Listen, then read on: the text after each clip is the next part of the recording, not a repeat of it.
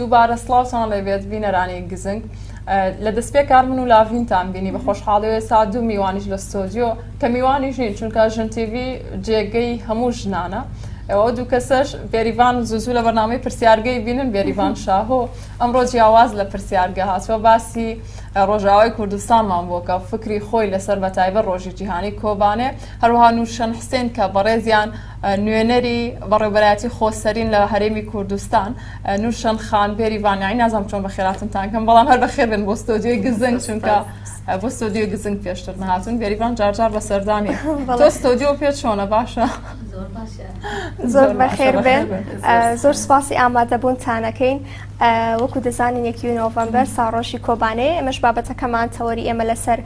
ئەو ڕۆژە دەوەسێ و بەتایبەتی ئەو هێرشانەی کە تیرۆریستانی داعش کردیانە سەر کۆبانەی و دواتر ئەو بەرگریکردنا ئەو ڕۆحەنەتەوەی یەکگرتووەی کورد کە بەرامبەر ئەو تیرۆریستانە وەسایەوە دەمەوێت یەکەم پرسیارمان بۆ هەردوو بەڕێستان بێت فکری ئێوە بەرامبەر بە کۆبانێ چۆنە؟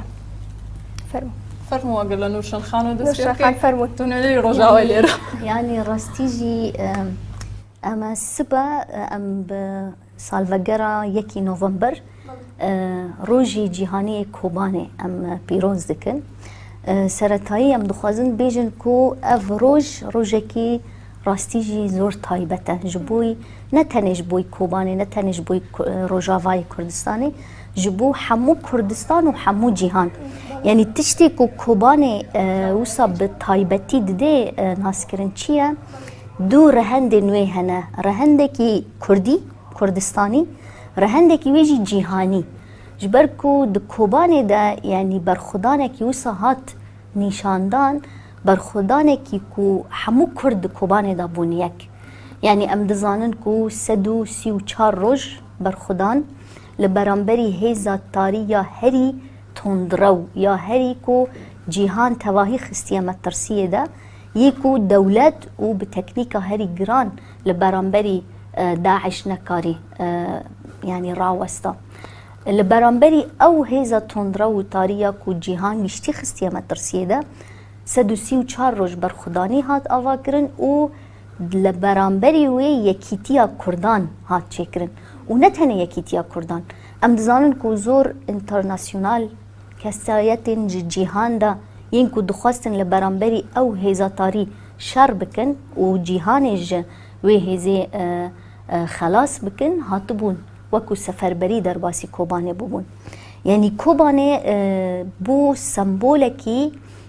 berxwedana cîhan li beramberî hêza tarî yanî ev e sentezekî ku em dizanin ku yanî rojên wisa em jiyan dikin ku li beramberî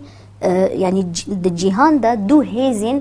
li beramberî hev hene hêza tarî ya ku kapîtalîzm ya ku faşîzm ya ku şovenîzm hemû bi hev re wê hêzê destek dikin û dixwazin ew hêze bi ser bikeve ji ber ku dixwazin serweriya xwe li beramberî cîhan li ser cîhanê çê bikin û hêza demokrasîxwaz hêza azadîxwaz hêza gelan û civakan û jinan yanî ev e rastî jî Kobanê sembola wê bû sembola ku hêşt di cîhanê de berxwedaniyekî wisa ava bibe ku bibe hêvî ji cîhanê hemû re yanî em Kobanê nav lê dikin hêvî hêviya Kurdan û hêviya cîhanê giştî rojekî wisa taybet e divê ku hemû kes bê şanaz bê Kurd yanî Kurd bi kurdewariya xwe bi Kobanê şanaz bin ji ber ku Kobanê bû sembola çawa yanî li beramberî neqebûlkirina qirkirina Kurdan bû zaten yanî em dizanin ku li Helepçe yanî trajediyekî wisa çêbû di dîroka Kurda de li Enfal çêbû gelek meselen li komkujiyên Bakurê Kurdistanê jî çêbûn ewa mesela Helepçe em dizanin ku bi êşê hat naskirin lê Kobanê bi berxwedaniyê hat naskirin ji bo wê jî rojekî zor taybet e rojekî ji bo hemû cîhan rastî jî divê ku mirov pîroz bike yanî بێریڤان گیان تۆ چیاڵێ بۆ کۆبانێ جا تۆ کۆبانێ شدیوە سەرەتا من سڵاو ئەنێرم بۆ ئێوە و هاوکات بینەرە ئازیزەکانتان بینەری ئازیزی بەرنامەی ئازیزەکانی بەرنامەی گزنگ بێگومان من وەکو پێشتریش باستان کرد زۆر جار لە بەرنامەی پرسیارگە وەکو پێشکەشکار هاتوومەتە سەر شاشەی تیڤی بەڵام ئەم جارە وەکو میێوان ینی هەم وەکو میێوان هەم دیسانیش وەکو خاوەنی بڵێن بەرنامەی گزنگ بەشداری ئەم بەرنامە کردە. من بەر لە هەموو شتێک سڵاو دەنێرم بۆ ڕۆحی پاکی تەواوی شەهیدانی کۆبانێ و هاوکات ئەو شەهیدانەی کە حتا ڕۆژی ئەم ڕۆمان بەرخۆدانی دەکەن لە پێناو داگیرکاریدا و ڕۆحی خۆیان بەخت دەکەن لەو پێناوەدا. کاتێ بەڕاستی باس لە سەر کۆبانی دەکرێت یان خود 1 نۆڤەمبەر واتە ڕۆژی جیهانی کۆبانی هاوکات وشەی کۆبانی کە تێتە سەرزاران لە ڕاستیدا وشەی بەرخۆدانی و هاوکات پێناسەیەک لە ئیرادە و هەبوون و شۆناس و ناسنامەی گەلی کورد و هاوکات گردونی بوونی بەڕاستی کۆبانی تێتە پێشچاوان. بۆیە ئەگەر لە ئێستادا بڵین ڕۆژێک بە ناوی ڕۆژی کۆبانی ناوزەت کراوە ئەتوانین بڵین لە ئەنجامی کەد و بەرخۆدانی گەلان بووە لە کۆبانی جیاواز لە گەلی کورد گەلانی دیکەی هەم ڕۆژهەڵاتی ناوین و جگە لە ڕۆژهەڵاتی ناوین گەلانی جیهانیش لەوێدا بڵێن تێکۆشانێکی بێوێنەیان کرد. بۆیە ئەگەر ئێمە چاوێ بخشێنین بە مێژووی گەلی کووردا بەڕاستی ئەوەی کە بڵێن هێشتی کۆبانی سەرکەوێ چاوێ بخشێنین بە مێژووی گەلی کووردا ئێمە دەزانین کە چەندین شۆڕشمان هەبووە کە یەک لە دوای یەک سەری هەڵداوە لە پێناوە دەستخستنی داخوازی گەلی کورد و هاوکات لە بەرامبەری داگیرکەریدا بەڵام بەپێی پێویست بەڕاستی نەیتوانیوە ببێتە وەڵام دەرەوەی داخوازیەکان یان خود ئەو سەر هەڵدانەی کە سەری هەڵداوە و ئەوان بوون بە پێشەنگی. زۆر جار ئێمە بینیومانە کە داگیرکەران یان خود دەوڵەتانی ناوچەکە بە تایبەتی گەلی کوردیان وەکو بڵین ئامرازێک یان هێزی گەلی کوردیان وەکو ئامرازێک لە بەرچاو کردووە و زۆر جار لەکوێنێ با تۆزێک ڕەحەت قسە بکەین یانێ لەکوێ پێویستیان بە هێزی و ئیرادەی گەلی کورد بووە لەو شوێنە بەکاریان هێناوە بەڵام کە دواتر پێویستیان پێ نەماوە ئەم تووشی نسکۆ و داڕمانیان کردووە. بۆیە لێرەدا من ئەمەوێ باس لەسەرەوە بکەم کە بەلەدایکبوونی ڕێبەری گەلی کورد ڕێبەر عەبدوڵڵا ئۆجەلان ئێدی خاڵ بڵین ستۆپێکی دانا بۆ ئەم زێهنیەتە لە بەرامبەر هێز و ئیرادەی گەلی کووردا. لێرەدا بە پێشکەوتنی ئەم شۆڕشە لە ڕاستیدا ئەوەی کە بوو بە هۆکاری سەرکەوتنی کۆبانی پشتبەستن بە هێز و ئیرادە و موراڵی گەلەکەی بوو یانێ ئەوە خاڵی سەرەکی و دواتر خاڵێکی دیکە بوو بە ئەوەی کە بەڕاستی هێزی کۆبانێ یان خۆت ئەو بەرخۆدانی کە لە کۆبانێ بناسرێ هەبوون و پێشەنگایەتی ژنان بوو. ئێمە دەزانین کە ژنان لە ژنانی کورد بە ساڵانە تێکۆشان دەکەن و هاوکات ئێمە دەزانین بە دەیان ساڵە لە چیاکانی کوردستانە ئەم تێکۆشانە بێوێنەیە بەڕێوە ئەچێ. بۆیە کۆبانێ بڵێن ئەنجامی بە ئەنجام گەیاندنی ئەم تێکۆشانە بوو بەڕاستی لەبەرەوەی کە بە تایبەتی لە بڵێن پێشەنگایەتی ژناندا چونکو ئێمە دەزانین کە چه زێهنیەتێک لە بەرامبەری هێز و ئیرادەی ژناندا هەیە بەڵام لە کۆبانێدا ئەوە نیشاندرا کە ئیدی ئەو پێناسانەی کە بۆ ژن هاوکات ئەو پێناسانەی بۆ کورد کە لەلایەن داگیرکەرانەوە دانراوە هەمووی گۆڕی لە ڕاستیدا بەڕێز نوشانیش ئاماژەی پێکریانێ ئەو خاڵە سەرەکیانەی بەڕاستی هێشتی کە کۆبانێ بناسرێ بە جیهان ئەوە بوو کە ڕۆحی نەتەوەیی ئاوا بوو لەوێدا هاوکات ڕۆحێکی بڵێن گردردونی شۆڕشێکی گردردونی بەڕاستی لەوێدا ئاوا بوو. بۆیە ئەمانە بەڕاستی هێشتی کە بڵێن لە پارچەکانی کوردستان و ئێمە دەزانین کە لە باکووری کوردستانە لە ڕۆژهەڵاتی کوردستانە لە ڕۆژئاوای کوردستان لە عەفو باشووری کوردستانە بەشداری گەنج و لاوی کورد لەوێدا بەڕاستی هێشتی بە خوێنی خۆیان یعنی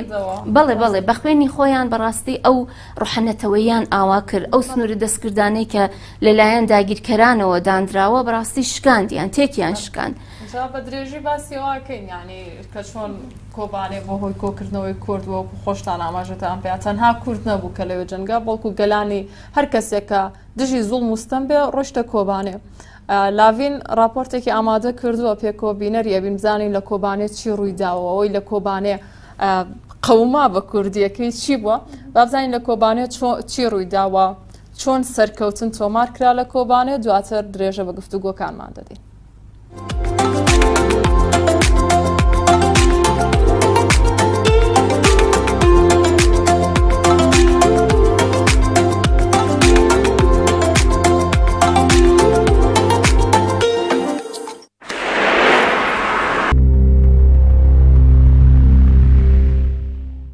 لە ساڵی 2014دا داعش بە ئامانجی دامەزراندنی دەوڵەتێکی ئیسلامی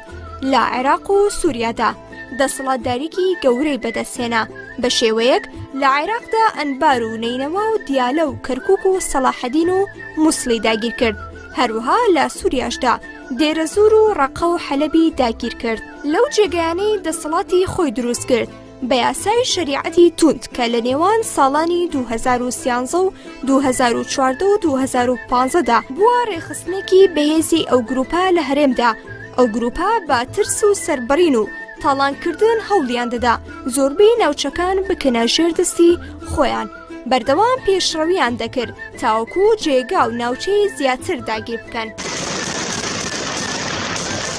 لە مانگی ئەیلولی 2014 حوت ساڵ بەر لە ئێستا داعش هێرشی بۆ سەر شارچکەی کۆبانێ دەست پێ کرد بە ئامانجی ئەوەی کۆبانێش بکاتە ژێر دەسەڵاتی خۆیەوە. بەڵام ئەم خەونەی زۆری نەبرد تووشی بەرخۆدانێکی گەورە بوو لە کۆبانێدا کە ئەمە یەکەم شکستی تیرۆریستانی داعش بوو.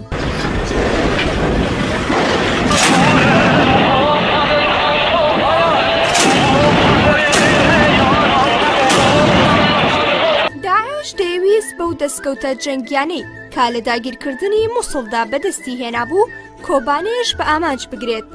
بەڵام ئەو ڕۆحە نەتەوەیی کورد و شەڕ و تێکۆشانی مردن و ژیان کە لە هەر چوار پارچەی کوردستان و دەرەوەی کوردستان بەرخۆدانێکی دژواریان ئەنجامدا و کورد لە جێگاکانی ترەوە با گیانفیدایی خۆیان بەرەو کۆبانێ بەڕێ دەکەوتن و بەرخۆدانیان دەکرد. هەروەها گەریلا و شەڕڤان و پێشمەرگە و کەسانی ئازادیخواز و شۆڕژگەری جیهانی لە دژی ئەو ئەقڵیەتە تاریکەی داعش لەناو کۆبانێ سەنگەر بە سەنگەر و ساد بە ساد شەڕێکی دژوار و سەختیان کرد. بە تایبەت لە نێویاندا فەرماندا ئارین میرکان کە یەکێک بوو لە سمبولەکانی ڕزگارکردنی کۆبانێ با گیانفیدایی خۆی بەرخۆدانێکی مەزنی لە کۆبانێدا کرد. لەو بەرخۆدانەدا چەندین هەواڵ گیانی خۆیان فیدا کرد. کایەکێکی دیکە لە بەرخۆدێرانی ئەو داستانە فەرماندا دەستینە قەندیل بوو کە لە باشوورەوە ڕووی لەوێ کرد و گیانی خۆی لەو پێناوەدا بەخت کرد. هەروەها لەو شەڕەدا دەوڵەتی تورکیا پاڵپشتیەکانی خۆی بۆ داعش دەنارد. ئەو گوتەی ئەردۆخان کە بە تەنزێکەوە دەڵێت هاکەوت هاکەوت لە بیرەوەری کورداندا لەبیر ناچێتەوە. Aradıyla Kobani'de. Buyurun. Düştü, düşüyor. مێژووی کورد پڕا لە ئێش و ئازار بەڵام بۆ یەکەم جار ئەو سەرکەوتنەی لە کۆبانێدا ڕوویدا پێشکەوتنی گەلی کورد بوو.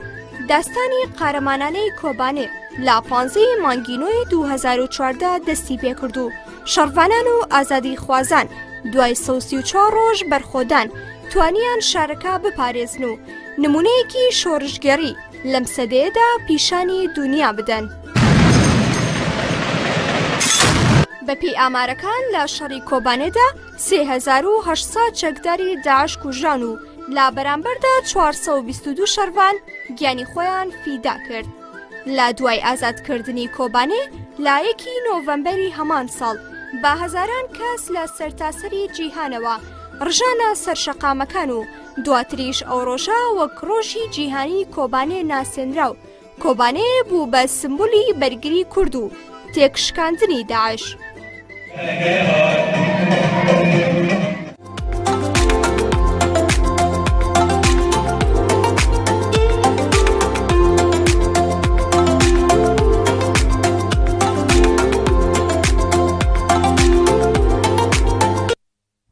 بەڵە بینەران ئەوەی بینیتان ئەو سەرکەوتنە مەزنە بوو کە گەلی کورد لە چوار پارچەی کوردستانەوە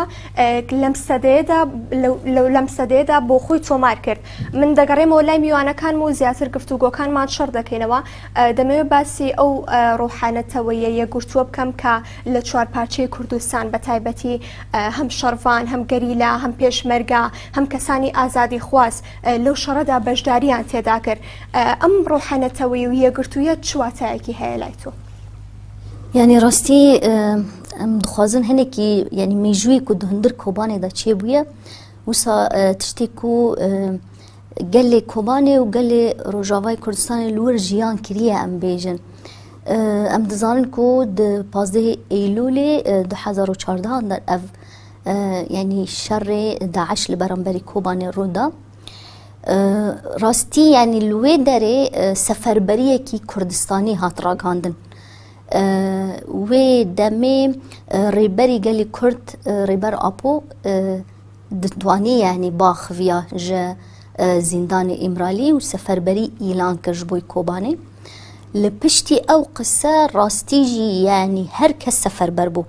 Ji Bakurê Kurdistanê gêncan sînor rakirin. Yani carî yekem sînor li ser xakê Kurdistan bi vî awayî bi hêzê hêrsê gêncan sînor hat rakirin û derbasî Kobanê bûn. Yani bi sedan belkî bi hezaran جوان درباسی Kobanê bûn ji bo ku di hindir berxwedaniya Kobanê de cî bigirin. Em dizanin ku ji başûrê Kurdistan jî biryara parlamentoya Herêma Kurdistan derkewt di 2014 de ku hem îradeya gelê Rojavayê Kurdistanê were naskirin bi fermî hem jî ew demê kantonên Rojava hatibû ragihandin yani îradeya kantonên Rojava jî were naskirin. Yani ew mijarekî din ku hikûmeta Herêma Kurdistan çiqasî ev biryar pêk anî pêk neanî ama li wê katê bi awayekî zor bi rûhekî zor mezin hat pêk anîn ji ber ku seferberiyekî fermî ji aliyê pêşmerge yani derket ku 105 pêşmerge bi çekên giran jî derbasî Kobanê bûn ji ber ku dizanîn yani Kobanê têk biçê li gorî daxuyaniya Erdogan xuya bû yani heger Kobanê têk biçê demekî îradeya gelê Kurd li hemû parçên Kurdistanê têk diçe. Ketibûn wê ferqê yani her kes ketibû wê ferqê ku di vê Kobanê were parastin bi awayekî hevbeş were parastin. Her kesekî Kurdperwer mirovperwer di vê ku di Kobanê de para xwe hebe ku Kobanê biparêze. Ji bo wê jî pêşmerge derbas bûn bi gerîla zaten gerîla ji destpêkê de li beramberî hêza tariya Daişê li wê derê bûn û li kêlek yepege û yepeje şer dikirin. Niha tiştê ku heval bêrîvan jî daye diyar kirin. Yani di hindir Kobanê de rûhekî netewî çawa hat derxistin ku her kes nabêje mesela başûra Bakur'a Rojavayê Rojhilate tenya Kobanê bû xaka Kurdistan û bi wî awayî derbas bûn û mil bi mil parastin. Yani em dizanin ku şehîd Destîna Qandîl ew jî sembola fedekariya gelê başûrê Kurdistanê li Rojavayê. Şehîd Musa ji Rojhilatê Kurdistanê, şehîd Viyan Peyman ew şehîda ciwan, şehîd Arîn Mêrkan ji Efrînê ew jî yani sembola fedekariya jina Kurd li beramberî hêza tariya Daişê bû. Yani Arîn Mêrkan zaten yani çawa destanek ava kir. Destanekî ku tu carî di mêjoya Kurdî de di mêjoya cîhanê de nayê ji bîr kirin. Em dizanin mesela li hinek welatên cîhanê tenya Kurdan bi Arîn Mêrkan dinasin. Yani tiştekî ji Kurdan û Kurdistanê nanasin tenê dibêjin Kurd dibêjin Arîn Mêrkan. Ji ber ku tiştekî ku rastî jî dunyayê de nebûye ev hêviyê ku li hember yani şikandina îradeya Kurd hêvî ava kirin sembola wê Arîn Mêrkan bû rêvan Kobanê bû. Rêvan Kobanê jî li wê katê چالاکیە فەدایی لە بەرامبەری داعشی کرد و یعنی چاوا کرد باندۆرێکی زۆر گەورە کرد ji ber ku hêzek da jinan hêzek da hemû kesan ku berxwedaniyekî ew qas mezin bikin û berxwedaniya şervanan hêşt ku li seranserî cîhan ew piştgiriya ku li Kobanê derketiye çê bibe. Mesela dizanin civakên saziyên civakê sivîl, rêxistin û saziyên hiqûqî, mirovî, aktivîstên cîhanê gelek kesayetên ku tenya dixwazin hêza tariya Daişê têk were. Her kes derbasî piştgiriyê bû. Li hemû welatên cîhanê yani çalakî çêbûn, meş çêbûn, Kurd bi giştî seferber bûn û di dawiyê de 1 November wekû roja piştgiriya Kobanê ya cîhanî hat ragihandin. Yani ewa hemû bi kedû emekî şehîdan, bi kedû emekî ew şervananî ku bi awayekî bihêviyekî mezin li beramberî ew hêza tarî sekiniye ew yani bi wê kedê hat ava kirin. بێریڤان ئێمە چەندێک باسی کەین چەند خوێندنەوەمان هەبێ لەسەر بابەتەکان لە دوور و چاودێریمان هەبێ وەکو نیە مرۆڤ خۆی تایە بژی باوەڕەکەنی نوورشەنخانیش بە هەمان شێوەیە خۆی بینیوێتی و تایە ژیاوە بۆیە بۆ شێوەیە لە دڵەوە تۆ ئەتوانی باسی بکە ڕاستە کۆبانێ ڕۆحی هەمومانە بەڵام تۆزە زۆر کاتێک سیرەکەی تۆ لە دوور و چاودێری تەیە و هەستە و پێ نابەخشە تۆ ئەوەت هەبوو دەرفەتە بۆ تو هەبوو بڕۆیتەوە ڕۆژ ئاوا و بڕۆیت کۆبانێ ببینی لەوێ تۆ چیت بینیوە یان ئەو هەستا چۆنە کاتێک تۆ شارێکە بینیت کە بۆ ئازادی خەڵکی کوردستان هەمووی وەکو چۆن وتی سنوورەکانی باکوور یەکەم جار بوو نەمێنێت سنووری باکوور بۆ نەما دەرگانە بوو لە نێوان باکوور و ڕۆژ باشوور و ڕۆژ ئاوای کوردستانە و هەستەی لەوێت تۆ بەدی دەکرد وەکو خۆت چی بوو یعنی بەڕاستی شەرەفێکی زۆر گەورەیە کە مرۆڤ بچێتە شوێنێک کە ئێمە دەزانین ئێدی بوو بە سمبۆلی بەرخۆدان لە تەواوی جیهاندا بۆ سمبۆلە ینی بە سمبۆلی بەرخۆدانی لە هەموو جیهاندا ناسرا بۆیە من سەرەتا بەلەوەی کە بچمە سەرەوەی کە سەردانی ڕۆژ ئاواکە کرا و ئەوەی کە بینیمان چی بوو ئەمەوێ باس لەسەرەوە بکەم وەکو بەڕێز نورچەنیش ئاماژەی پێدا یانێ پێم وایە تۆ ناتوانیت تەنیا بڵێ ڕۆحی نەتەوەیی کورد پێناسە چونکو بڵێ چونکو لەوێدا تۆتانی بێژی ڕۆحێکی گردردونی بەڕاستی ئاوا بوو هەروەها کاتێککە مەسەڵەن وەکو پێشتریش باسم کرد ئەو پێناسەیە کە داگیرکەران بەڕاستی بۆ کوردایان نابوو کە کورد لە یەکتر حەز ناکەن کوردنی نەخەمی یەکترا پێم وایە ئەمانە هەموو لە کۆبانێدا شکێنرا بەڕاستی هەروەها کاتێککە مەسەڵەن بۆ نمونە هەواڵنووشەنیش ئاماژەی پێدا لە باکووری کوردستان خەڵک خودجوشانە بەڕاستی دەرگاکانیان شکاند و هاوکات ئەو بربەستانەیە کە ئێمە دەزانین لەلایەن دەوڵەتی تورکیاوە کە لەو کاتەدا بەدەیان کەس بەڕاستی گیرا بەڵام ئەوەیاندا بەرچاو هاتن چوون لە کۆبانێدا بەرخۆدانیان کرد هاوکات لە ئەگەر ئێمە باس لە ڕۆژهەڵاتی کوردستان بکەین لە ئێستادا خۆتا یعنی هەموو دەزانم بە بەرچاوی ڕایگشتی و دیارەکە چە سیستمێک لەوەی حاکمە بەڵام خەڵک خۆجوشانە گشتی بە ئاوایەکی خۆجوش هاتە سەر خیابان بەڵێ بە لێشاو بەڕاستی بە لێشاو خەڵک داخوازی ئەوەی بوو کە بچێت لە کۆبانێدا شەڕ بکە بچێت لە کۆبانێدا لە بەرامبەری گەورەترین زلهێزی دنیایان خۆ تاریک پەرستی دنیا کە داعش بوو شەڕ بکە یعنی ئەمانە و هاوکات ئێمە دەزانین کە نەتەنیا لە ڕۆژهەڵاتی کوردستان بەڵکو لە خودی ئێران ئێمە زۆر کەس هەبوو کە لەوێ شەهید بوو فارس بوو زۆر کەس هەبوو لە نەتەوەکانی دیکە بوو عەرەب بوو کە لەوێدا گیانی خۆیان بەخت کرد و هاوکات کەسانی و لە دەرەوەی بڵێن ڕۆژهەڵاتی ناوین هاتن ئەمانە هەموو بەڕاستی ئەتوانین بڵێن کە ڕۆحێکی گردردونی ئاوا کرد لە ڕۆژ ئاوای کوردستانە تایبەت لە کۆبانیا بێگومان کاتێککە مرۆڤ وەک بۆ جاری یەکەم تۆ سنوورێکە کە دانراوە سنوورە دەستکردانی کە لەلایەن داگیرکەرانەوە دانراوە تۆ ئەو سنوورە بە ئازادی تێپەڕ دەکەی دەڕۆیتە سەر خاکێک کە تۆ ساڵانێکە بۆ نمونە تۆ هەڵگری ئەو فکر و فەلسەفەیتە و هاوکات لە پێناویدا تێکۆشان دەکەی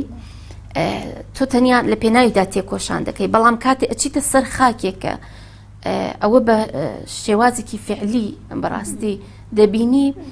هەستێکی زۆر جیاوازی هەیە وەک ئەڵێ وشە نییە بەڕاستی تعریفی ئەو هەستە بکە بۆیە کاتێک کە مەسان بۆ نمونەتەوە ئەبینی ئەو پێکەوە ژیانی گەلان کە تۆ هەوڵی بۆ ئەدەی یان خۆت شکاندنی ئەو زێهنیەتەی کە لە بەرامبەری ژندا هەیە تۆ هەوڵی بۆ ئەدەی و هاوکات بڵێن ئەو یەکسانی و بڵێن نایەکسانی و نابەرابەریەی کە هەیە لە بڵێن لە ناو ئێستای کۆمەلگا بە تایبەتی لە بن سێبەری داگیرکەرانە کە هەیە لەسەر کۆمەلگا دەسەپێندرێت لەوێدا دەبینی کە ئەم نایەکسانی بەڕاستی بە شێوازێکی زۆر زۆر بەرچاو شکێندراوە دیارە کە مەسەڵەن یەکسانیەکی لە ناوبەری ژن و پیاوە لە ناوبەری گەنج و پیردا تۆ دەبینی لەوێدا بێگومان ئەمانە هەموو هەستێکی زۆر جیاواز دەبەخشێ بە ئینسان یعنی هیوایەکە لە ڕاستیدا هیوایەک دەبەخشێت کە تۆ زیاتر هەڵ بدەیت بۆ پێشخستنی ئەم فکر و فەلسەفەیە کە تۆ وەکو تاکێک هەڵگری ئەم فکر و فەلسەفەیە زیاتر ئەوە ئەبەخشێ بە تۆ کە هەڵدانی زیاتر بکەیت لە پێناویدا بێگومان ئێمە دەزانین ئەوەی کە بەڕاستی هێشتی زیاتر و زیاتر ئەم تێکۆشانە بناسرێ ڕۆڵ و بەرخۆدانی ژن بوو گەشەنگایەتی ژن بوو ئێمە لەوێدا بینیمان خۆی لە خۆیدا ئێمە کاتێک بەحس لە کورد کاتێک بەحس لە ئیرادەی کورد و تێکۆشانی کورد دەکرێت یەکسەر بیرەکان دەچێتەوە بۆ لای کۆبانێ چونکو ئێمە چون لە نزیکەوە لەگەڵ ژنانی بڵین نەتەوەکانی دیکە لە ئێراندا لەناو بڵین پەیوەندی داین بە تایبەتی ژنانی ئەفغانستان ئەگەر بەر لەوەی کە بینە بەرنامەکەەوە هەندێک برگە و بابەتان پێشکەش کرد لەسەر ئەو هەندێک وێنە کە ژنێکی ئەفغانستان بەڕاستی بڵین کێشا بووی ئێوە پێشکەشتان کرد زۆر بەلامەوە زۆر چۆن بڵێم زۆر جاڵە بوو بەڕاستی لەبەرەوەی کە ژنانی ئەفغانستان کاتێکە دوا بە دوایەوەی کە تاڵبان هاتە سەرکار و وەک ئەڵێ بەو شێوازە دڕندانەیە ئەو هێرشانەی خۆی هەم لە ساڵەکانی 2023 ئەوانە و هەم لە ڕۆژی ئەمڕۆماندا سەپاندنی ئەو سیاسەتانەی خۆی بەسەرگەلا یەکسەر داخوازیان ئەوە بوو کە ئێوە وەکو ژنی کورد ئەو بڵێن ئارمانج و یانخۆت ئەو ئەزمونانەی کە هەتان بوو پێمان خۆش ئێمەش بیگوازنەوە بۆ ئێمە ئایا ئێمە چیمان پێ ئەکرێ بەڕاستی بۆ ئەو دۆخەی کە ژنان تێدا دەژین ئێوە چیتان پێ ئەکرێت کە بۆ ئێمە بکەن یانێ بگشتی مرۆڤتانێ بڵێ کە بڵێ بووەتە هیوایەکی زۆر گەورە بەڕاستی بۆ تەواوی بڵێن نەتەوەکان نەتەنیا بڵین نەتەوەی کورد بێگومان نوورشان خان باس لەو ڕۆحانەتەوەی و ئەو یەگرتوویە کردکە لە هەر چوار پارچەی کوردستان و وەگەلانی جیهانیشدا بۆ لە بەرامبەر تیرۆریستانی داعشدا هەیە بوو دەمێ وەکو ئێستا ئێمە چی بکەین تاواکو ئەو ڕۆحانەتەوەیە لە ناو ئێمەدا لە هەر تاکێکی کووردا زیندوو بمێنێتەوە یانی ڕاستی ڕۆحی نەتەوەی کۆبانێ بوو دەرفەتێکی مەزن ji bo ku ew roha berdewam bike ji ber ku hîna hêza tariya Daeş têk neşkiye bi temamî hîna metirsiyê Daeş li seranserê cîhan heye hîna di Rojavayê Kurdistanê de êrîşên ew hêza ew dewleta ku Daeş fînanse kiriye Daeş piştgir kiriye dewleta Tirkiya dagirker hîna jî metirsiya dewleta Tirk li ser Rojavayê Kurdistanê li ser Başûrê Kurdistanê li ser çiyayên azadiyên Kurdistanê li ser Bakurê Kurdistanê zaten em dizanin çî dikin yani ew hemû heye dijminê Kurd li beramberî Kurd 24 saeta îş dike li beramberî çawa îradeya Kurdê azad têk bibe rojane îş dike yani rojane komkujiya çê dike heger mesela em bêjin komkujî bi rast û xwe bi awayekî fîzîkî çê nekir qirkirinekî siyasî dike qirkirinekî çandî dike hemû îradeya Kurdan jê didizê dibe yani em li beramberî hîna jî em li beramberî şerê qirkirina Kurdan e yani rastî jî ev rastiyekî heta niha divê her Kurdek pê qenaet bibe ji ber ku Kurdekî got ez azadim rewşa min baş e و وڵاتێک و ئەس تێدەمەژی ئازادە ئەو کورد وێ دغەفلە دکێ ژیان دکێ یعنی ئەم vê dibînin ji ber ku heta niha metirsiyên zor gewre hene niha em dibînin ku daxuyaniyên dewleta Tirk û taybet ew koalîsyona navbera AKP MHP çî dike mesela rojane dibêje ez ê êrişekî nû bikim herî dawî ew bi perleman biryar da ku carekî din êrişî ser Rojavayê Kurdistanê bike û yani Bakur û Jilatê Sûriyê hedefe tu carî tiştekî din nebûye hedefa dewleta Tirk derveyî îradeya Kurdan bi wê jî mesela li çiyayên azadiyên Kurdistanê qadên parastina medya em dizanin ku çekên kîmyawî bikartîne yani ev tiştekî dinyayê de nebûye ku mesela çekê kîmyawî li ber çavê hemû cîhan de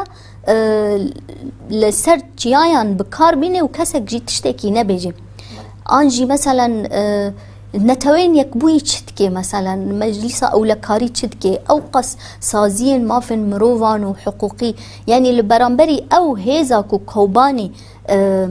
rizgar kiriye em dizanin ku gerîla di Kobanê da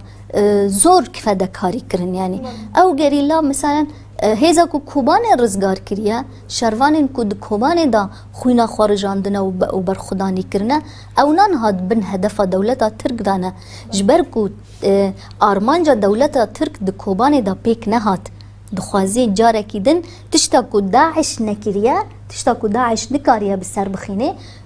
Türkiye dixwaze bi ser bixîne yani ev tiştekî pir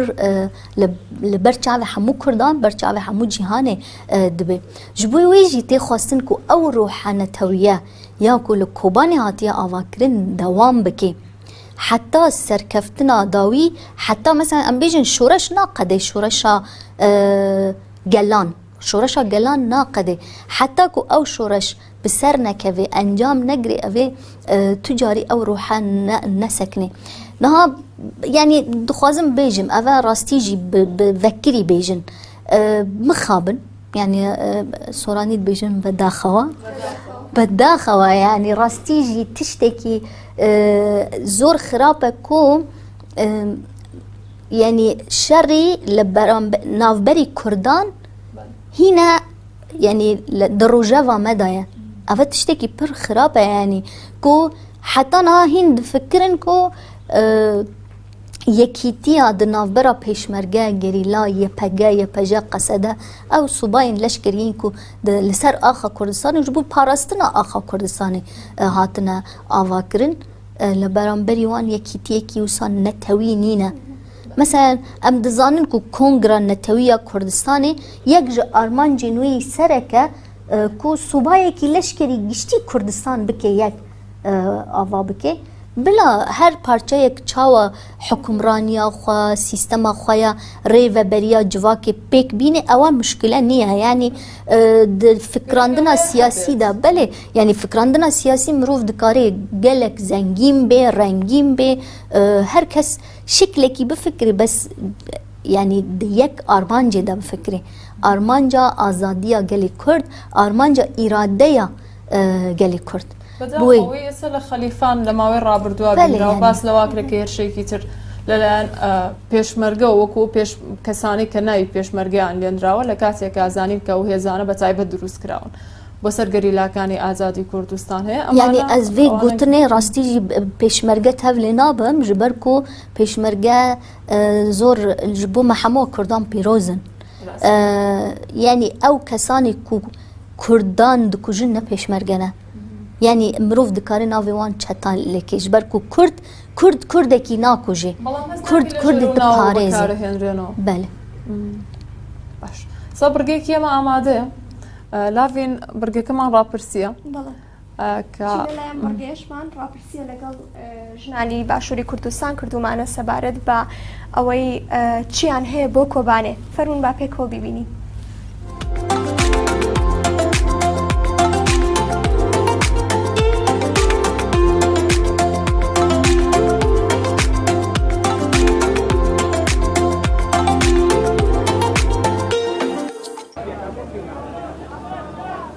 دەزانی یەکی نۆڤەمبەری هەموو ساڵێک کە بە فەرمی دیاری کراوە بۆ ڕۆژی بەرخۆدانی کۆبانێ بەڵێ تا ئێستا ئاگادار نەبووم نەوەڵا. کۆبانی من سەراحەتەن پێش ئەوەی کە داعش چۆنڵی هێرشی بکاتە سەر و وێرانکاری تیا بکە هیچ ناویم نەبیستە بوو. بەڵام بە بۆنەی ئەوەی ئەم هێرشە کرا دایم یەکەم شت هێرشی داعشمان بیرەکەوێتەوە لەبەرەوەی بە بۆنەی ئەوەوە ناسیمان. شۆرشی کۆبانی یعنی هەیەکێکە لە شۆڕشەکانی کورد بە زیندویی یعنی ئێمە زۆر شۆڕشمان نەبووە لە کوردستانە هەمووی وەکو کۆبانی یعنی چۆن بڵێم سەر بڕێنراوە هی کۆبانی شتێکی زوونیوە و هەموو عالەمبینی کەسێکی نهاتە جواب ئێمە 100 ساڵە هزار ساڵە هەزاران ساڵە ئێمە شۆڕشەکەین لە پێناوی کووردە کەس پێی نەزانین بەس کۆبانی بەبەرچاوی هەموو عالەمەوە بوو بەبەرچاوی هەموو وڵاتانی دنیاوە بوو یەک زەلام نەهاتە دەنگ بۆ مافی ئەو ئافرەتانەی کە لە پێناوی خاک و نیشتیمانی خۆمانە سەر بڕێنران تەعدایان لێکرا ئیهانەکران دەرکرێنران. طبعاً ئەو کاتانەی کە کۆبانی لەژێر هێرش هابوو هەمووی لە تەلەڤیزۆنەکانەوە ینی زۆر باسەکرا هەمووی هەوڵی ئەیە کە یارمەتی کۆبانی بە و ئەو ڕۆژەشی کە پیان تەواو کۆبانی ئازاد کراوە و خەڵکەکەشی ڕزگاریان بۆ لە دەستی داعش ئێمە وەکو خۆمان لە ماڵەوە ڕاستە ئێمە نەماتوانی هیچیان بۆ بکەین بەڵام شخصی زۆرمان پێخۆش بۆتوانم بڵێم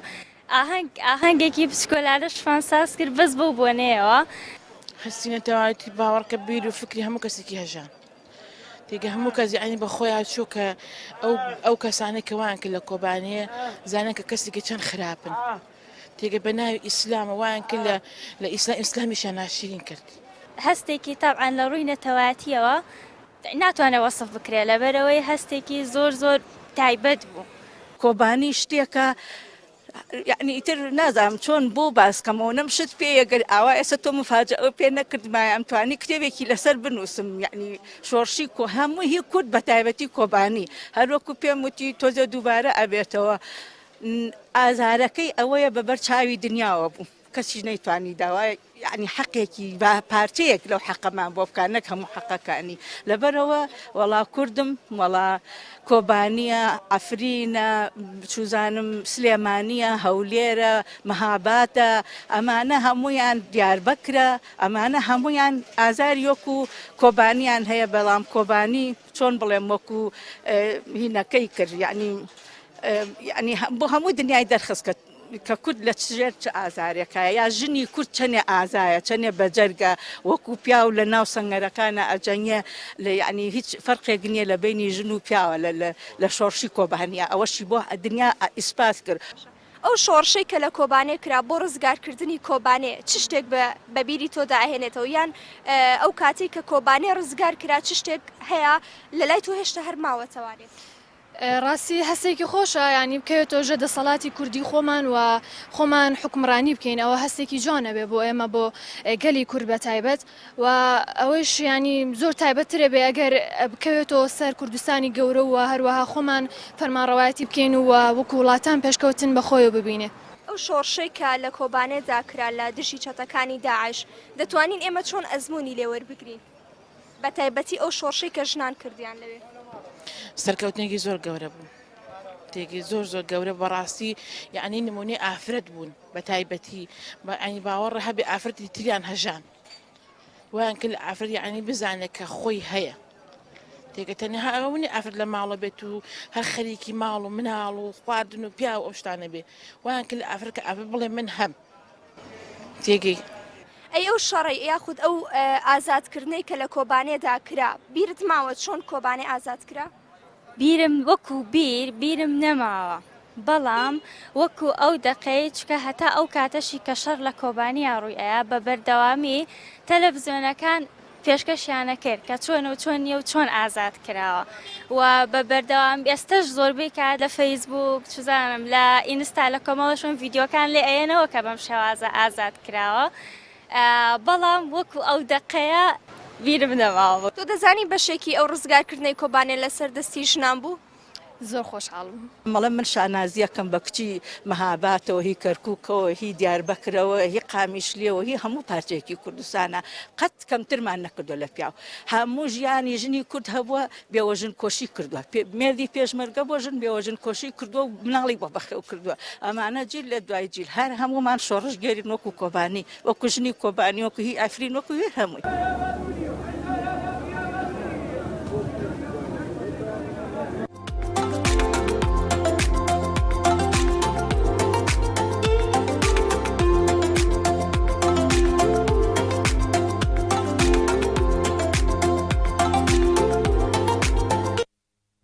بەڵێ بینەران دووبارە دەگەڕێمەوە لای میوانەکانمان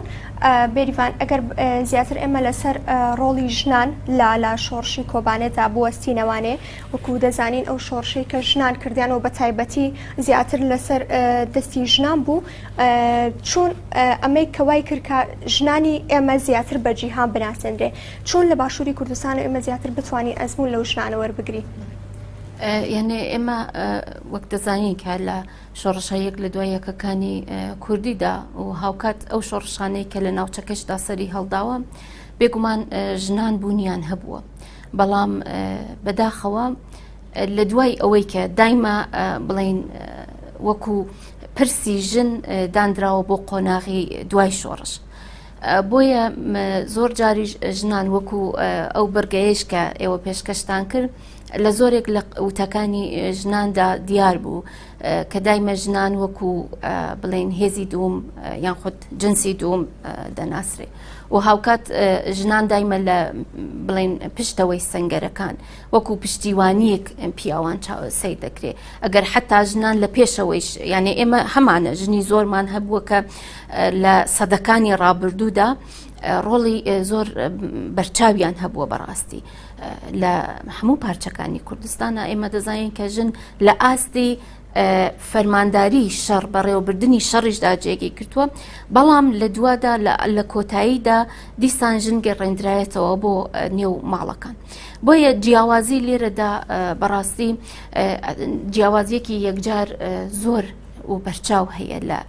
بڵێن لە شۆڕشی ڕۆژئاوای کوردستانە ئەوەی کە ژنان پێشەنگیان کرد بۆیە مەسەلەن ئێمە ئەبینین لە ئەم شۆڕشەدا فەرق و جیاوازیەکانی ئەوەیە کە پرسی ژن نەهێڵدراوەتەوە بۆ دوای بڵێن پرسەکانی دیکە هاوشان بەڕاستی هاوشان ئەتوانین بڵین لەگەڵ پرسەکانی ناو کۆمەلگادا باسی لەسەر کراوە خرایەتە سەبەر باس و گفتگۆ بێگومان ئەمە لە سەر ئەساسی فکر و فەلسفەی ڕێبەری گەلی کورد ڕێبەر ئۆجەلان یانێ ئەم هەموو بڵین بە تایبەتی پرسی ژن وروژێنراوە یانێ لێرەدا ئێمە دەزانین کە لە تایبەت لە کوبانیش ئێمە بینیمان کە لە هەڵگیرساندنی شۆڕش لە ڕۆژئاوای کوردستان ئێمە بینیمان کە ژن چە پێشەنگایەتیەکی کرد بەڕاستی ژن بەخەتکردنی گیانی خۆی یانێ تۆ کە وەکو کەسێک لە گیان شیرینتر نییە ئێمە بینیمان کە بەدەیانی وەکو ئاریمیکانەکان چۆن لە بەرامبەری گەورە زلهێزی جیهان وەکو داعش ڕاوەسترا کە بێگومان تەنیا بڵین داعش نەبوو ئێمە بینیمان کە چەندین هێزی جیهانی لە پشتی ئەم هێرشانەدا بوو وەکو ئەو بەڵگانەی کە ڕوون و ئاشکرایە ئێمە بینین کە بەڵێ دەوڵەتی تورکیا بە تایبەتی چۆن پشتیوانی ئەو چەتانەی کرد چۆن لە بواری لۆجستیدا لە بواری وەکەڵێ تۆمارکردن بڵین بریندارەکانی بەهێنان و بردننی بریندارەکانیانە چەندە یارمەتی کرد بۆیە بەڕاستی هەلهەلەی ژنان ترسێکی زۆر گەورەی خستە دڵی چەتەکانی بڵین داعشەوە لەوێدا یعنی باس لەوە ئەکرێت کە زۆر جار گوتویانە ئێمە نامانەوێت بەدەستی ژنان لە کۆبانێدا بکوژرێن بۆیە ئەمانەوێت بچینە بەهشتەوە یعنی سەیری ئەو زیهنیەتە کە بەڕاستی لە بەرامبەری بڵێن هێز و ئیرادە و توانای ژندا یعنی دیارە کە ترسێکی زۆر گەورەی خستە دڵی بڵێن نەتەنیا بڵێن داگیرکەران بەڵکو ئەو هێزە تاریک پەرستەی کە بە ساڵانە لە ژێر ناوی ئیسلامدا بڵێن قانونەکانی خۆیان لەسەر ژنان ئەسەپێنن بۆیە ئەمە دەزانین لە ئێستادا ژن بەڕاستی بوو بە پێشەنگی دامەزراندنی خۆڕێوەبەری لە ڕۆژئاوای کوردستان یعنی ئەمە فەرق و جیاوازیەکی زۆر بێوێنەی هەیە لە تەک هەم ئەو شۆڕشانێک کە لە بڵێن ڕۆژهەڵاتی بڵێن لە ڕۆژهەڵاتی ناوین و کوردستان و هاوکات لە دەرەوەیش یعنی سیر بکەتەوە زۆرێک لە ژنان کە کاتێ ئەبینی لە وڵاتانی دەرەوە تێن بەشداری ئەم بزوتنەوەیە دەبن ئەم حرەکەتە دەبن یانێ ئەبێ ئەو پرسیارە تێتە لای ئینسان یانێ سەرڕای ئەوەی کە ئەگەر یانێ باز بکەین یانێ ئەو ئازادیە نسبیەی کە لە ئەوروپادا هەیە بۆچی ژنان لە ئەوێدا ژنانی ئەوروپی ژنانی وڵاتانی دیکە چی بوو بە هۆکاری ئەوەی کە هاتن بەڕاستی وەکەڵێ لە ڕۆژئاوای کوردستانە تێکۆشان بکەن چی بوو بە هۆکاریەوەی یعنی ئەوە سەلمێنەریەوەیە کە تۆ چەندە ئازادیەکی شقلی هەبێ ناتوانێ پێناسەیەکی باش بۆ ژن بکە پێناسەیەکی ڕاستەقینە بۆ جەوهەری ژن بکە بۆ تواناکانی ژن بکە بۆ ئیرادەی ژن بکە بۆیە ڕۆژئاوای کوردستان بەڕاستی ئەمەی سەلمان چونکو بە تایبەتی بە پێشەنگایەتی ژنەوە حەزەکەم ئاماژش بەوە بکەم یانێ لەم ڕۆژانەی دواییدا بە تایبەتی ئەو دەستەیەکە لە کۆبانێ ئێمە دەزانین لە شوێنێکە یعنی هەبوون و ناسنامەت بن پێکراوە لەلایەن بڵێن دەوڵەتێکی وەکو سووریاوە بۆ نمونە خەری لە بڵێن هەنگاوەکان بۆ سڕینەوەی ناسنامەی تۆ لەگەڵ دەوڵەتانی دەرەوە یەکانگیر بووە بۆیە ئێمە دەبینین لە شوێنێکی وەهادا لە ئێستادا بە دەیان خوێندکار لەسەر ئەو فکر و فەلسەفەیە لەسەر ئەو ئیرادەی بە تایبەتی ژنان خەریکە پەروەردە ئەکرێ بۆیە من پێم وایە کە ئەمە گەشتبینیەکی یەکجار زۆر لە دڵی هەموو پارچەکاندا سیر بکە لەو ڕۆژەیەوە کە ئەم بڵێن تەخەڕۆجیان کردەوە تەلەبانە لە هەموو پارچەکاندا ئەمە وەکو هیوایەک دەبینن یعنی ژنانێک پەروەردە ئەکرێت لەسەر فکر و فەلسەفەیەکی ئازاد یعنی ئەبێ بە هیوایەک بۆ تەواوی بەڕاستی نەتەنیا ژنان هەموو گەل بە تایبەتی چونکو گەل ئیدی وەڕەز بووە لە ئەو هێزە لە ئەو دەسەڵاتداریە کە ئەو ناکۆکیێ بەڕاستی هەم لە ناوبەری گەلاندا دروستی کردووە و هەم گەلیشی بێ ئیرادە کردووە بۆیە ئەتوان بڵێم کە هێز و ئیرادەیەکی یەکجار زۆری بەخشیوە بەڕاستی بە تەواوی گەلان هەر هەبوونی ژنیش لە بەڕێوەبردنە ئەو ئەسەلمێنێت کە چۆن هەموو گەلەکان لەژێر چەتری ئاشتەوایی و ئاشتیا پێکەوە ئەژین یەمەوە سەر بابەتێک کە تۆ خۆت وروژاندت لە پەرلەمانی کوردستاندا ئەوە پەسەند کرا کە پێشمەرگە بڕاتە ڕۆژاوای کوردستان بڕاتە کۆبانێ جەنگ بکات لەگەڵ هەموو سەفەربەریەک کە هەبوو لە باشووری کوردستانە ئێستا لە پەرلەمانی کوردستاندا تا چەند پێویستە کەدان بە خۆبەڕێوەبەری ڕۆژاوای کوردستانە بندرێت یان ئۆکو بینینی تۆ پێویستە کات کەی ئەوە بکەێت وەگەزانین لە ماوەی ڕابردووە لە پەرلەمانی کەتەلۆنیا کە هەرێمێکی بەستراوە ئەویش بە ئیسپانیاوە لە کاتێکە ئەوان دەنگیان لەسەر یاخود دانیان نا بە خۆبەڕێوەبەری ڕۆژئاوای کوردستاندا کاتیەوە نییە پەرلەمانی هەرێمی کوردستانیش بڕیارێکی لەو شێوەیە بادوەگی ساڵی 2014 نەتەوەی یان ئەو کارانی کە ئێستا بینرێت لە سێمێلکا بە تایبەت ئەوەی 27 ڕۆژە دایکان لەوێ مانیان گرتەوە وەڵامیان نادرێتەوە ئەکرێمە پەیوەست بێ بۆی پەرلەمان بڕیارێکی لەو شێوەی بات یاخود نەیات یعنی ڕاستی 2014 لە مانگی دوێم 2014 کانتۆنەکانی ڕۆژئاوا هاتن ڕاگەاندن دوای وێ مانگی دەهەمیندا بریاری پەرلەمانی کوردستان 15 مانگی 2014 دەرکەوتووە یعنی ئەو بریارە ڕاستیژی ئەو کەسانی کو لە پەرلەمان وێ کاتێ پەرلەمانە کوردستانیدا بوون زۆر تێکۆشان کردن زۆر نیقاش کردن بابەتێکی زۆر گرنگ بوو بۆ هەموو کوردستان و لە هەرێمدا بریارێکی وا دەرکەت یعنی بریارێکی چۆن بوو بریارێکی کو تێدا نووسیە ئیرادەیە ڕۆژاوای کوردستان ئیرادەیە گەلێ ڕۆژاوای کوردستانی وەرێ ناسکردن و کانتۆنەکانی ڕۆژاوا وەرێ ناسکردن و بە هەموو پەیوەندیین سیاسی دیبلوماسی ام بیژن آبوری بازرگانی پروردهی همو پیوندی د ناوبری باشور کردستان روجاوای کردستان ده وره آوا کرن یعنی پشتی وی ذاتن پیشمرگه بریارا پارلمان درباسی کوبانی بوک مگوتی لی بله د روژا میا ایرو دا او پیوندیه دویا بو دوام بکه و پیش بکوه و هین خورتر ببه د ناوبری هر دو پارچکان دا یعنی ضعیفه ام دزانن کو گل باشور کردستان براستی جی هم هیوی هم حسکرن هم يعني دلي وان لروجافا ليد دجبر كود زانن شورشا روجافا شورشا كي جبوي كردان گشتيه هيفيه كجبوي چاره سرکردنی دوزي كرد لسوريا جي ولا حمو جهان يعني وي كاريگري خو بكي لسوريا هگر دوزي گلي كرد هات چاره سرکرنو مثلا سوريا ديمقراطيزه بيك هات و چاره سربو ستاتويا گلي كرد بيك هات چاوا دبه کاریگری وی لباکور جی چه دکه کاریگری وی لباشور جی هین زیده تر گوره دکه و لروجهلات جی یعنی اوه به هوا گریدای ام چقاس بیجن 4 پرچنه لی بله هم دجمن هم جی دراستی ده ام یک پرچنه یعنی دجمن وسامه دبینه کما دبینه یک پرچه دخوازه چون بکی مثلا همو سیاستا دجمن گلی کرد لسر گلی کرد هر پرچه کی جدایه هر پرچه کی سیاست کی جدایه بلام آرمان جیکه جبوی ویجی یعنی دهات خواستن کو حکومتی باشور کردستان با آوائه کی راده کی بلندتر اف بریارا پارلمان هم بیک بینه هم جی جاره کی تر پارلمان کردستان کات هاتیه کو جاره کی تر بریارا خوانو بکه لبرانبری روجاوای کردستان سیاست کی هین باشتر بیک بینه یعنی ام دزانن کو همو لایان سیاسیین باشور کردستان راستی جی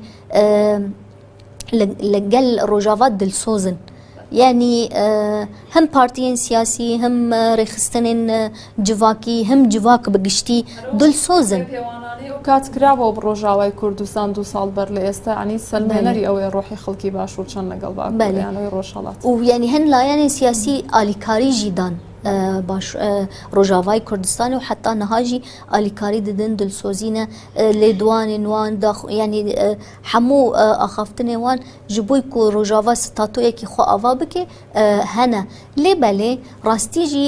د سیاست پارتیا پدکه ده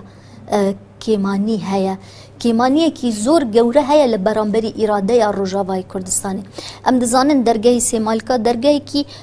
بلکی د ناونتوی ده نه درگاه کی فرمیه اما د کردستان ده درگاه کی زور درفته کی مزند ده کو د ناوبری هر دو پارچین کردستان ده پرسگریک چاره سر ببن قلب هفره يعني د تکیلیه کی راست و خودا بن مثلا مروف قالك مروف ديفيجن يعني مثلا تين لقال منو نرايتيه ديفيجن يعني بريزان بوتشي درجه سيمالكا داخروا يعني افجي مثلا راستيجي زور قوتنك يعني ديفيجن مثلا با وكري با هر كس بتشي واري مثلا لروجافاي كردستاني يعني جبوي باشور جبوي خلكن باشور بچن لروجافا پیوندی چه بکن خواندن بکن چونو هاتن ببه يعني بوچی وید درگه ها گرتیه بویجی راستیجی يعني سياستك نراسته من أمد بينن كو سياستك نراسته نل برانبري روجاوای كردستان تنيا لبرانبري يعني تفجر آزادی کردستان جی یعنی مثلا د چیاین آزاد د لبرانبری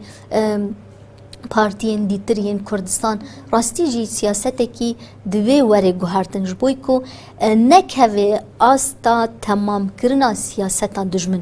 ام ناخوازن کو ام ببن وکو کرد ام ببن آلیکار دجمن خواکو لبرانبری هیزا آزادی خواز یا کردا يعني تكشكاندنك چه ببه جبوي وي يعني راستي يعني بريا برنامه يا ور مدخوازن كو يعني هر بانگوازيا خو بكن جبوي حكومت باشور كردستان حكومت هرم برلماني كردستان كو جاره كيتر لبرانبري اراده يا ريوبريا خسر یا لە ڕۆژاوا هاتیە ئاواکردن لە باکوور و ڕۆژهڵاتی سووریێ ئاوا بوویەک و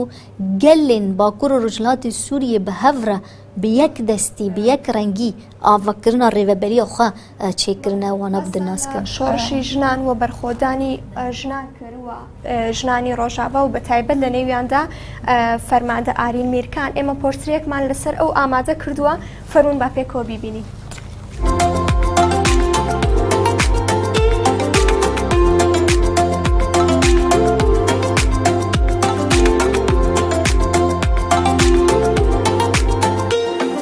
Tavalın dersi gözünüzden olan bu hüsran bir dik ama